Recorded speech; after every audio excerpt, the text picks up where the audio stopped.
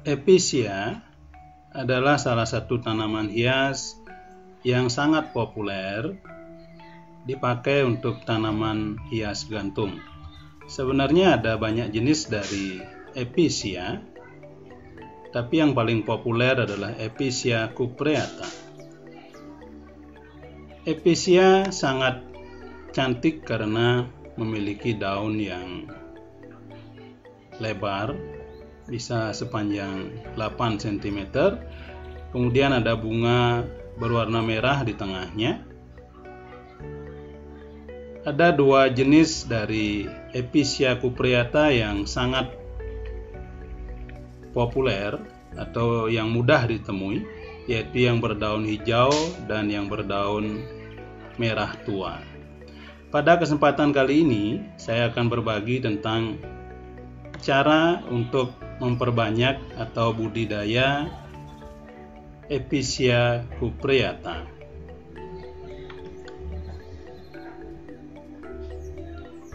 Sebenarnya cara memperbanyaknya sangat mudah dan bisa dilakukan oleh siapapun, ya. Pertama yang harus dilakukan tentu adalah pemilihan bibit. Dari mana bibit dari Epicea bisa didapatkan? Yaitu dari anakan atau sulur-sulur, seperti bisa sahabat lihat pada gambar. Pada Epicea yang sudah dewasa akan memiliki anakan atau sulur, ya. Jumlahnya biasanya lebih dari satu, ya. Kalau dibiarkan sulur ini akan tumbuh panjang. Nah, ini bisa kita potong, ya, untuk dijadikan sebagai bibit.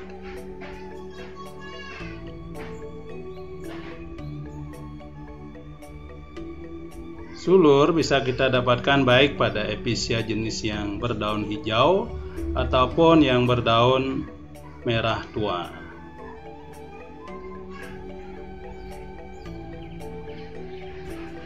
Jadi pilihlah sulur yang masih segar, sahabat, ya.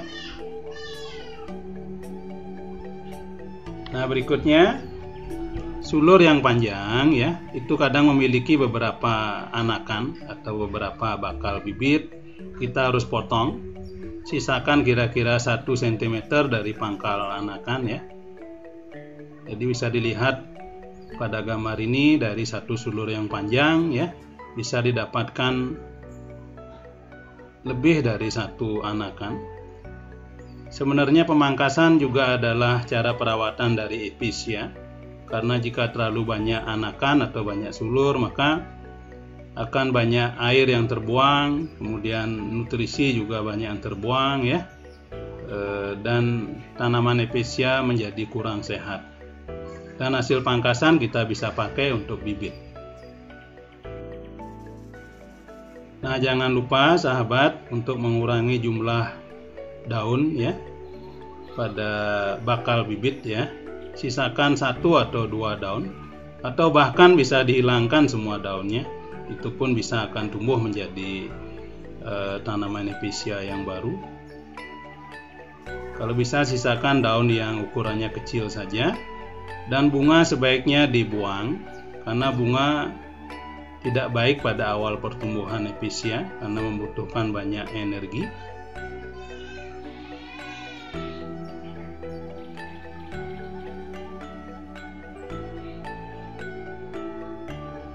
Ya, jadi kita potong daun-daun yang besar, ya, dan sisakan 1 atau 2 daun yang ukurannya kecil.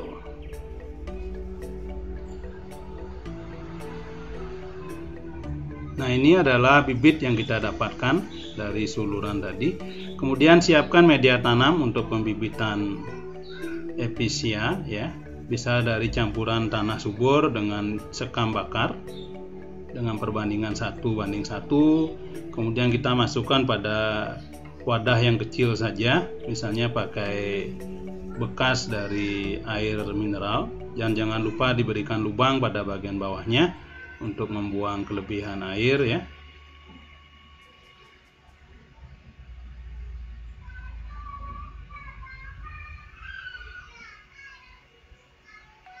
Jadi kita siapkan beberapa wadah ya untuk pembibitan, karena kita memiliki beberapa bakal bibit ya. Kemudian lakukan penyiraman ya pada media tanam sebelum kita tempatkan bibit ya.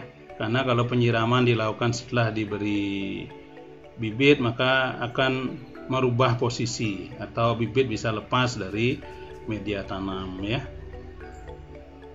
Jadi pastikan air sampai ke seluruh bagian dari media tanam ya.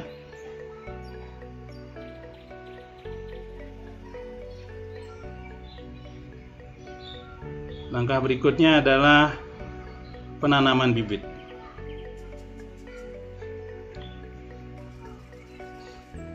Untuk memudahkan penanaman bibit ya, jadi sebaiknya kita buat lubang dulu pada media tanam ya. Buat lubang kecil, kemudian kita masukkan bibit secara hati-hati ya, kira-kira masuk sedalam 1 cm. Kemudian kita bisa timbun dengan bibit yang kita tempatkan pada pot-pot kecil tersebut.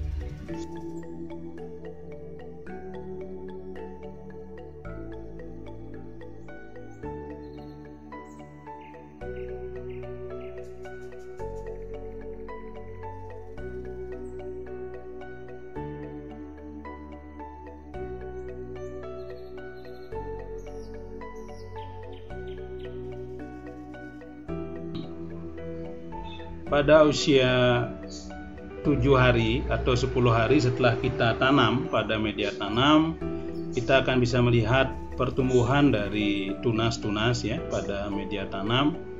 Ukuran daun akan bertambah ya, dan jumlah daun bertambah ya. Bisa kawan-kawan lihat ini adalah episia yang berwarna daun merah tua ya.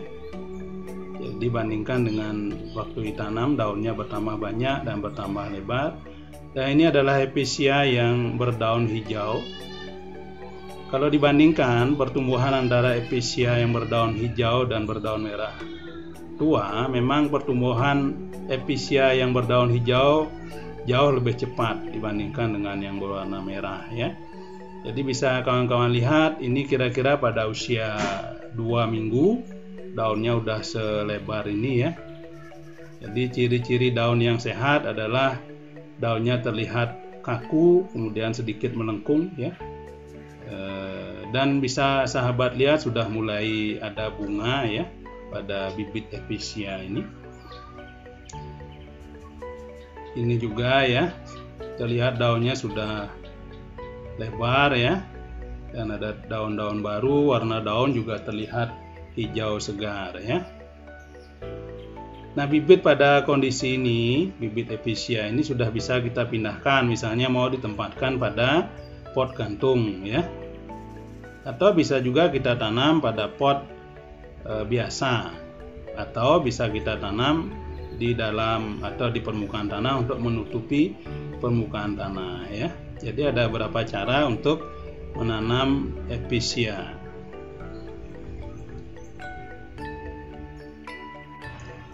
Demikianlah sahabat informasi yang bisa saya bagi tentang cara budidaya episia. Semoga bermanfaat. Selamat berkebun dan tetap sehat.